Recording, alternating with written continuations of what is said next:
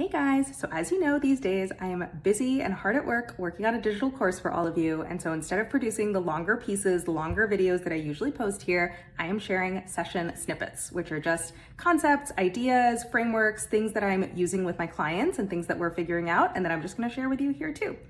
So let me share another one with you. There's a common problem that I see for people who are rock stars. They're high achievers, they're really good at what they do. They expect themselves to kind of be the best or one of the best in the room, kind of everywhere they go.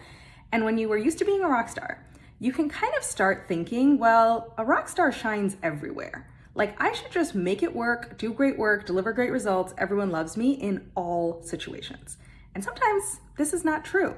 Because even if you are the best performer, the hardest worker, the smartest, the most insightful, all that stuff, you can be structurally not set up for success. Let me give you some examples of what this could be.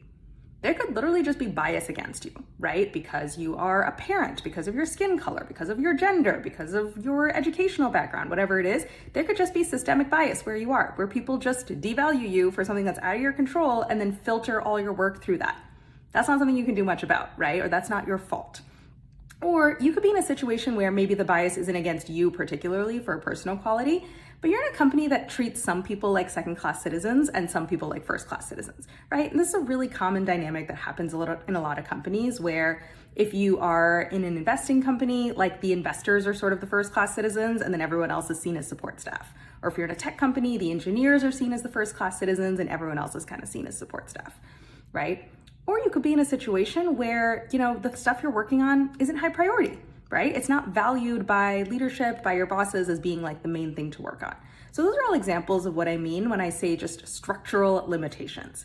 And when high performers, when rock stars find themselves in those situations, a lot of times they just blame themselves for not being able to perform really well, deliver great results, and have everybody love them, right? Where they're like, oh my gosh, I must be doing something wrong. I must need to work harder, be smarter, be more impressive, and then they start trying to do all of those things. But the diagnosis is actually off because a rock star can't necessarily shine everywhere. Sometimes there are just genuine structural limitations that you can't outwork and outshine.